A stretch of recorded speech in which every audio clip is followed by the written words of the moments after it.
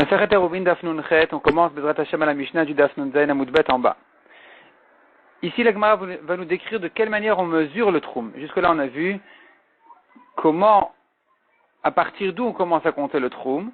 Ici, on va voir comment est-ce qu'on mesure le troum lui-même. Et la Mishnah nous donne quelques instructions pour mesurer le troum. En modedin la bechevel shel chamishim ama. On ne mesure qu'avec une corde qui fait 50 amot, donc à peu près 25 mètres, le pachot veut hauteur, ni moins ni plus. On prend la corde, on mesure 50 amot, et encore 50 amot, plusieurs fois, jusqu'à ce qu'on arrive à 2000 amot. Veloim dod et la keneged libo. Lorsqu'il mesure, donc il y a deux personnes qui attrapent la corde, chacun, il met la corde à la hauteur de son cœur, et avec ça, on mesure les 50 amot en question. Aya modet viga legai olegader. Il mesurait, il est arrivé ici, il est arrivé dans une profonde vallée, ou bien une barrière qui le gênait, mavlio, vechozor le midato.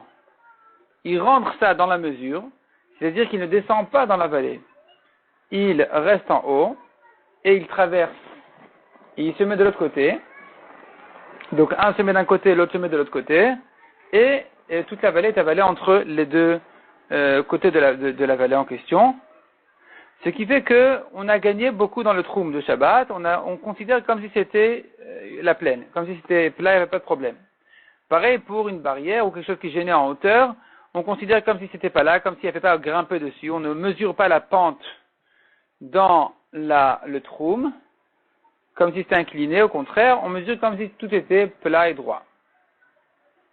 Donc ça c'est Mavlio. Il avale les profondeurs ou les hauteurs. Le chosar les midato, et il reprend sa mesure. La Gemara va expliquer ce que ça veut dire. Igia lehar, mavliol, le chosar les midato. Pareil, s'il arrive à une montagne, il rentre à la montagne comme si c'était droit et plat, et donc il avale dans sa mesure. Il avale les pentes, c'est-à-dire il les rentre, elles sont incluses dans la mesure de son troum, comme si c'était plat. Le chosar les midato, il retrouve ensuite sa mesure normale, et à nouveau on verra dans la Gemara à quoi ça fait allusion exactement. Ou bilvad, chez les Techotatroum, il doit faire attention de ne pas sortir du troum. On verra toujours dans la Gemara, ça se rapporte toujours sur un cas spécial, sur lequel la Mishnah nous dit attention de ne pas sortir du troum.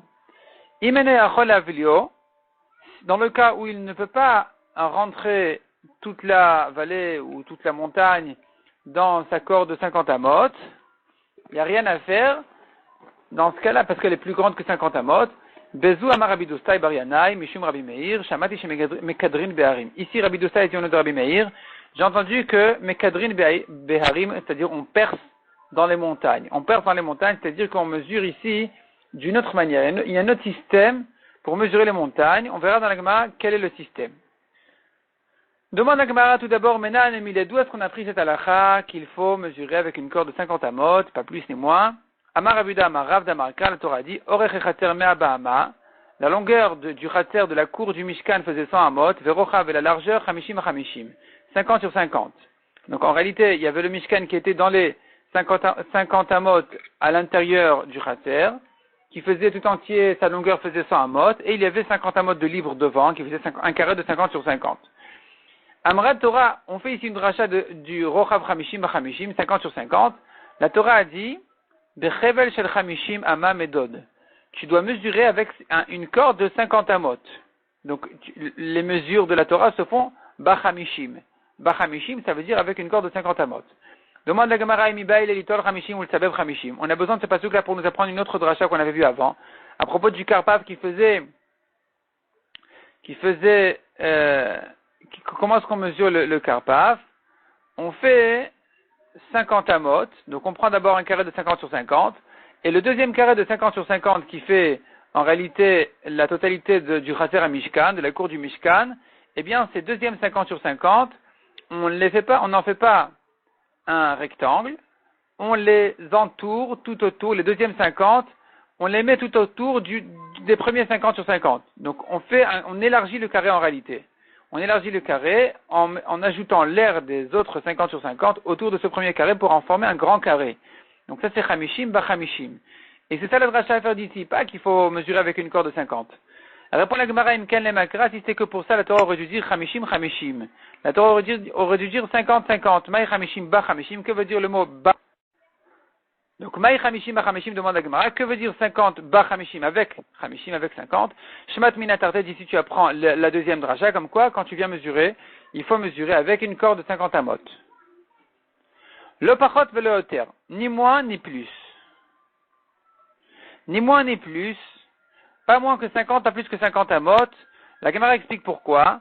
Tana, lo pachot upne shemarbe, pas avec une corde qui fait moins que 50 amot parce que il va ajouter sur le troum, puisque la corde elle est trop courte, alors on peut la tirer plus que sa vraie taille, et donc finalement le troum il sera plus grand que 2000 amot. Ça c'est donc pas moins que 50 amot, puisque la Torah nous a donné comme mesure 50 amot, alors c'est ça la vraie mesure. Si tu fais des cordes, tu prends des cordes qui font moins que 50 amot, tu vas trop les tirer, donc finalement tu vas obtenir plus que les 2000 amot que la Torah voulait. Ça c'est la raison pour laquelle on ne prend pas plus petit que 50 amot, et inversement ni plus ni plus grand que les 50 amot, donc velo yoter, mipnei shememaet, car il diminue les 2000 amot du troum, puisque maintenant la corde elle est trop longue, alors elle pèse, et donc on a du mal à la tirer correctement, et donc finalement on aura perdu dans les 2000 amot. On va raccourcir le troum pour rien. Amar Rabbi Assi, en modedin, elle avait chevel shel apsikma. Rabbi Assi dit maintenant, de quelle matière vient cette corde-là? Ça doit être une corde apsikma. Maï apsikma, qu'est-ce que c'est que cette chose-là? Amar Rabbi Abba nargila. Maï nargila, qu'est-ce que c'est que ce nargila? Amar Rabbi Yaakov dikla de chad navra. Il s'agit d'un palmier. Donc c'est un palmier qui est entouré d'une seule fibre, avec laquelle on fait cette corde-là en question. Ça c'est la psikma dont on parle, ou bien nargila. Ikade amre, il y en a qui disent que c'est pas la même chose. Maya psakima Rabbi Abba Amar nargila. Qu'est-ce que c'est que la psakima? C'est nargila. C'est pas le palmier d'une fibre, c'est autre chose. Alors qu'est-ce que c'est que cette nargila en question? Rashi explique, nargila,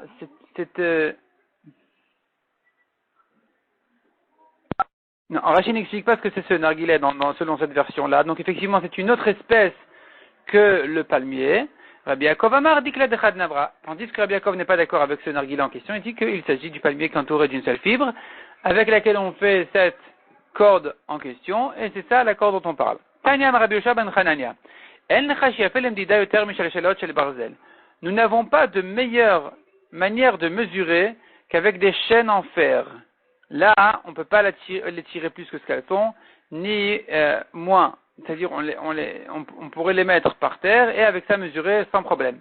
Avalman a fait Torah, mais que faire que la Torah nous a dit qu'on mesure avec des cordes, ou viador chevel mida.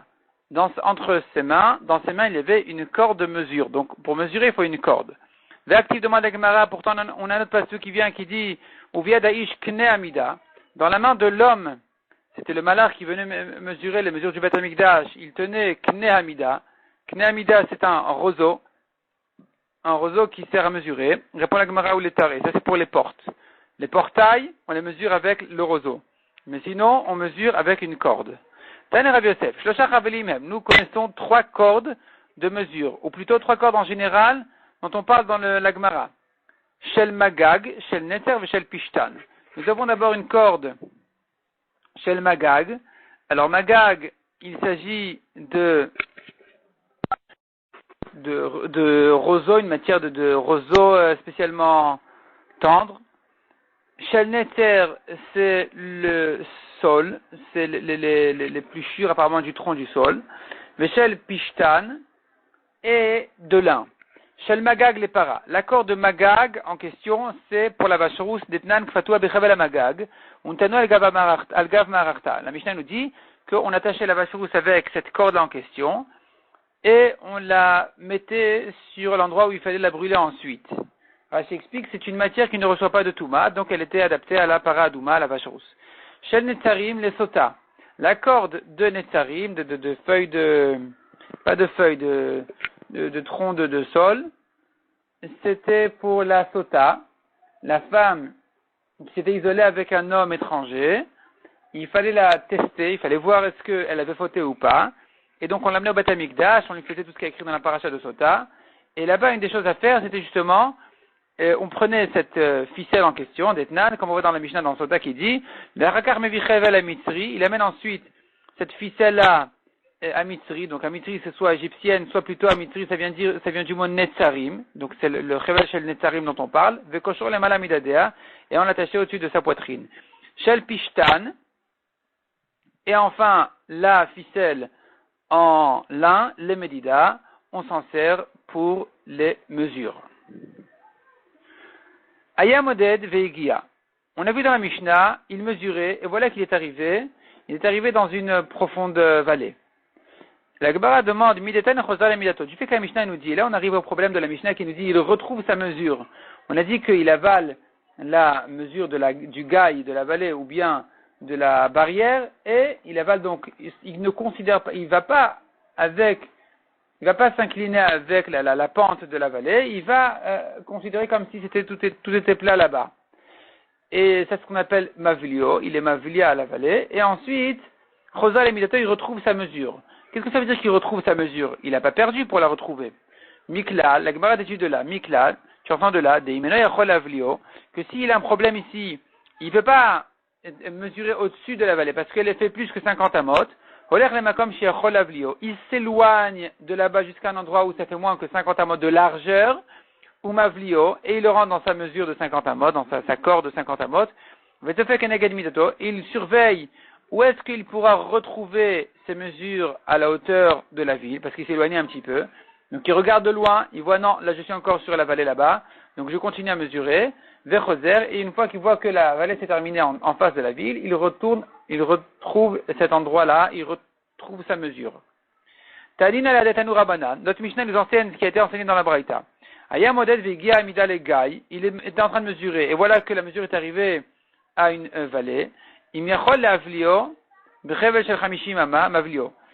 peut rentrer toute la vallée dans une corde de 50 amot, eh bien c'est ce qu'il fait. Il n'a pas besoin de descendre. Mais s'il peut pas, parce que ça fait plus que 50 amot, il s'éloigne, il arrive à un endroit où ça fait moins que 50 amot de large, et là-bas il rentre toute la vallée dans sa corde là de 50 amot. Ou Vetofé, il surveille quand est-ce qu'il peut retrouver sa première mesure, à la hauteur où il commence à mesurer, le Choser le Midato, et enfin, il retourne à sa première mesure. Imaya Gei Meukam, si par contre la vallée était Meukam, elle était tordue, alors dans Rachid nous avons deux explications. Soit Meukam, l'explication la plus simple, c'est de dire que la pente n'était pas trop raide, on pouvait facilement marcher là-bas. Alors ici, on est obligé de mesurer la pente telle qu'elle est. On ne va pas sauter sur cette vallée-là comme si elle était plate. On ne peut pas faire comme ça. On doit donc la mesurer telle qu'elle. Ou au moins faire un système comme ce qu'on fait pour les montagnes. Ça, c'est une explication dans Rachid. Une deuxième explication, c'est de dire que ça fait le tour de la ville, ça fait un tournant, et que donc ça le gêne, il ne peut pas la mesurer telle qu'elle. Et plutôt, il ne peut pas la sauter en fait pour mesurer des deux côtés de la vallée. Qu'est-ce qu'il fait? Donc, Makdir ve'oleh, Makdir ve'yored. Makdir, en principe, ça veut dire, c'est tout un système qu'il fait pour mesurer, comme on verra ensuite, comme s'il perçait en réalité, comme s'il voyait plus ou moins, il ignore quelque part la pente, il n'ajoute pas vraiment toute la mesure de la pente telle qu'elle est, mais d'autre part, il ne l'avale pas complètement dans la ficelle comme s'il n'y avait pas du tout, comme si tout était plat. C'est un peu quelque chose au milieu, il descend un petit peu, mais il ne mesure pas la pente telle qu'elle est. On verra ensuite à quoi ça correspond. Il y a deux personnes qui prennent une ficelle de 4 amot, qui s'éloignent donc de 4 amot, et la personne d'en haut tient la ficelle à ses pieds, la personne d'en bas tient la ficelle à la hauteur de son cœur, et avec ça il continue à mesurer, et ainsi de suite. Comme ça ils descendent. Ça, c'est ce qu'on appelle Makdir volé, Makdir veyoret. C'est comme ça qu'il mesure en descendant et en remontant de cette vallée. Igal et Kotel, s'il est arrivé à un mur, en omri mikov à Kotel. On ne dit pas qu'il doit percer le mur pour mesurer très précisément son épaisseur et voir comment que les mesures soient très précises. Et la omdo, il évalue combien est plus ou moins l'épaisseur du mur de la muraille et il s'en va. Il n'a pas besoin de préciser, de trop faire les précisions. Demande la Gemara, pourquoi est-ce que tu dis qu'il est suffisant pour un mur d'évaluer plus ou moins, alors qu'à propos de la vallée, on a dit que il faut mesurer? Tu peux pas ici. Tu t'éloignes, mais en tout cas tu mesures pour de vrai. au-dessus de la vallée. Il y en a un qui tient la ficelle d'un côté, l'autre qui tient la ficelle de l'autre côté. Et voilà comment est-ce qu'on mesure, mais des mesures précises pour savoir l'épaisseur, la largeur de la vallée. Répond la Gemara, Atam ni chatash mishta, achalani chatash mishta. Il y a une différence. Atam, là-bas dans la vallée, ni chatash mishta. On pourrait quand même descendre dedans. Et donc, théoriquement, il aurait fallu descendre et mesurer la pente telle qu'elle est. Et donc, finalement, on aura perdu beaucoup dans les 2000 amot. Et puisque les Chachamim, quand même, ont fait une coula de ne pas exiger de le faire, ne pas perdre tellement dans les 2000 amot, alors au moins, ils ont demandé de mesurer précisément. Au-dessus de la vallée, c'est vrai, mais au moins que ce soit précis. Tandis que pour un mur, l'onichatash mishta, son utilisation n'est pas du tout à l'aise. On ne peut pas traverser un mur comme ça. Il faudrait grimper, il faudrait faire le tour. Donc c'est vraiment impossible. C'est pas un endroit qui est de passage du tout. Et donc, a priori déjà, on ne devait pas le mesurer tel qu'il est. C'est pas que je devrais prendre maintenant, mesurer la hauteur du mur, comme si ça rentrait dans les 2000 amot parce que je dois grimper dessus, et ensuite le mesurer de l'autre côté parce que je dois descendre de ce mur-là, c'est pas comme ça. Donc qu'est-ce qu'on fait? Là, on évalue plus ou moins, et c'est suffisant. Puisque de toute façon, a priori, même théoriquement, je n'avais même pas eu une avamina, je n'avais même pas eu une pensée comme ça, de commencer à mesurer le mur tel qu'il est. Donc ici, il est suffisant de l'évaluer. Tandis que dans la vallée, théoriquement, j'aurais dit, sans le chidouche de notre Mishnah, j'aurais dit, il faudrait mesurer la vallée telle qu'elle est, descendre dans les pentes, remonter les pentes. Les Chachamim ont fait une coula, c'est vrai, mais au moins, il faut que ce soit précis. Amar Aveda Amar Shmuel, Loshan ou la Shenchut Amishkol et Yored Kenegdo.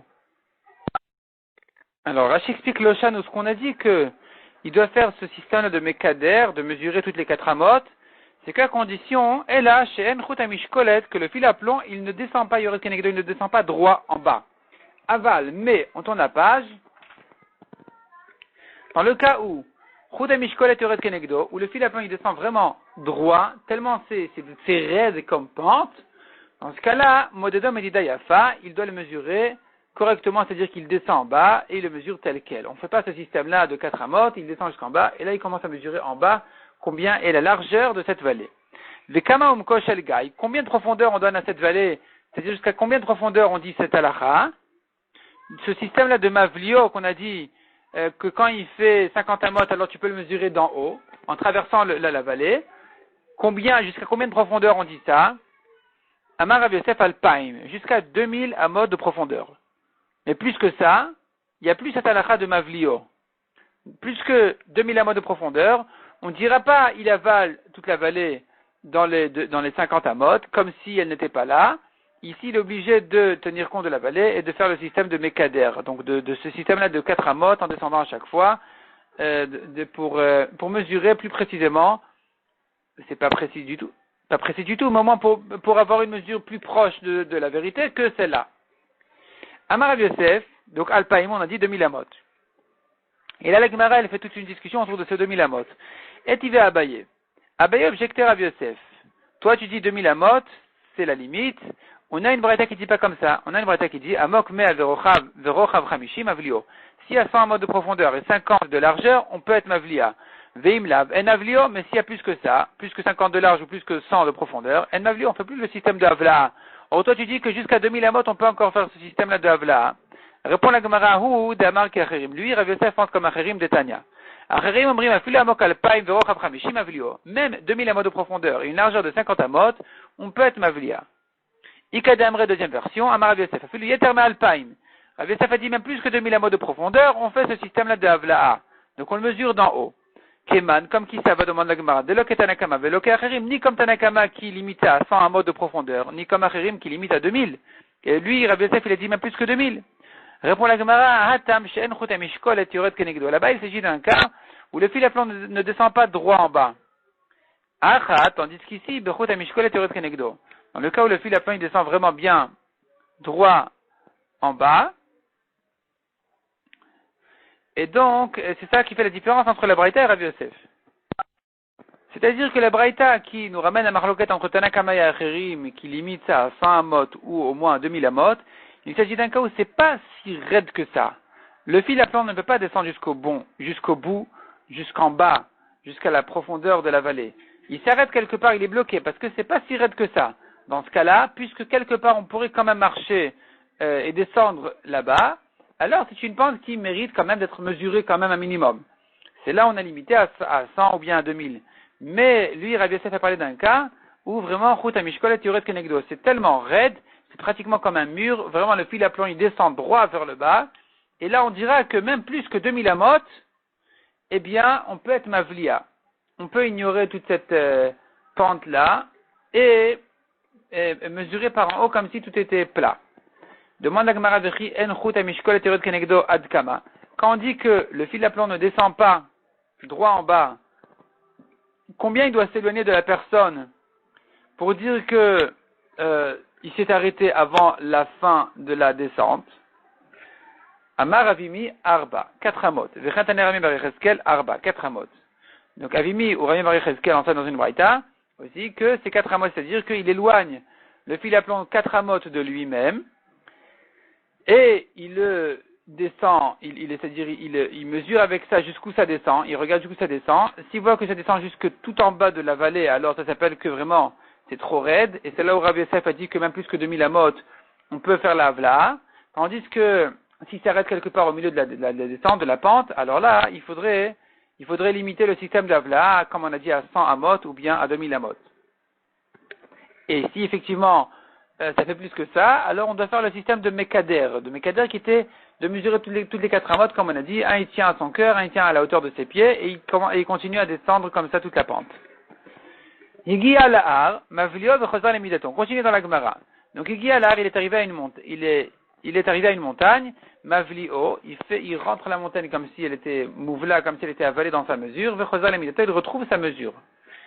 Et ici aussi, pareil, on dira qu'il s'agit d'un cas où la montagne fait plus que 50 amot, donc il est bloqué ici. Il doit s'éloigner sur le côté et mesurer la montagne. Disons qu'elle fait 150 amot, 200 amot. De loin, il peut la rentrer dans son système de Havla, parce que ça rentre plus loin sur les côtés de la montagne, vers la fin de la montagne, ça peut rentrer dans les 50 amot. Et quand il voit qu'il peut revenir là où il était au début, parce que la montagne s'est terminée là-bas, eh bien, Chosar il retrouve sa mesure.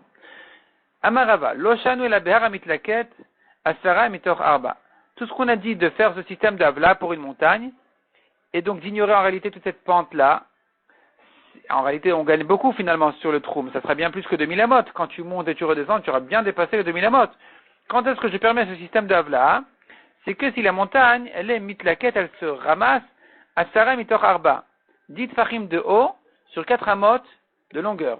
C'est-à-dire que la pente, elle est telle que ça s'incline 10 amot de hauteur, sur 10 amot de 10 fachim de hauteur, ça prend 4 amot de longueur. Aval be'ar mitlaket asara mitor chamisha. Mais si la pente, elle est plus facile que ça, elle fait 10 amot de hauteur sur 5 amot de longueur, alors dans ce cas-là, on n'aura pas ce cadeau-là de Havla'a. Modedom et Didayafa. Il doit le mesurer tel quel. Les gens, ils peuvent monter ça facilement, ça se mesure tel quel. Ravuna Bered Ravnatan Matne le Kula. Ravuna Bered Ravnatan, lui, il enseigne ce chilouk-là, cette halakha spéciale qui dit qu'il s'agit d'un cas de tel amitlaket, de haramit-laket, que ça se monte 10 fachim sur 4 amot. La différence entre 4 et 5 amot, elle est pour la Kula. Comment ça? Amarava, le shan et la be'ar amitlaket asara mitor chamesh. Ce qu'on a dit de faire ce système de Havla, c'est que dans le cas où la pente, elle est quand même facile, elle n'est pas si difficile que ça. Elle monte 10 fachim au bout de 5 amot. C'est là où je dis, il faut faire un système de Havla, il faut quand même le mesurer. Aval beha, le mesurer au moins en système de Havla. Aval be'ar amitlaket asara mitor arba. Mais si la pente, elle est plus raide que ça, elle est plus difficile que ça, elle monte 10 fachim au bout de 4 amot, omdo ve'olechlo. On ne lui demande même pas de mesurer en faisant une avla. Il suffit d'être omed, d'évaluer combien ça fait à peu près, et il s'en va, il a terminé ses mesures. Il n'a pas besoin de plus que ça.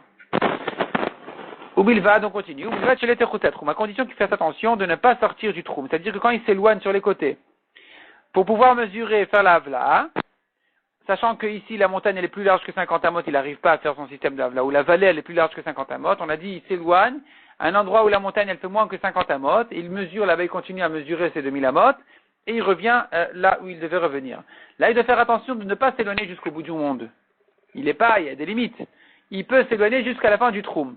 Il s'éloigne sur le côté jusqu'à la fin du troum, et si dans le troum de la ville, il peut mesurer en faisant le système d'Avla, c'est bon. S'il doit s'éloigner tellement qu'il est déjà sorti du troum de la ville pour faire son système d'Avla, parce que sinon, dans le troum de la ville, c'est toujours plus large que 50 amot, alors on ne lui permet pas de faire ce système d'Avla. Maïtama, pour quelle raison on ne lui permet pas de sortir du troum? Amaravkana, Gzera Shema Yomru, Midat Trumin Balekan. On craint que les gens vont dire, c'est une Gzera. En réalité, théoriquement, on aurait pu le faire, il n'y a pas de problème. Mais ici, on craint que les gens vont dire, le troum arrive jusqu'ici. Moi, j'ai vu, les gens vont dire, moi, personnellement, j'ai vu les gens qui viennent mesurer le troum, qui viennent jusqu'ici mesurer.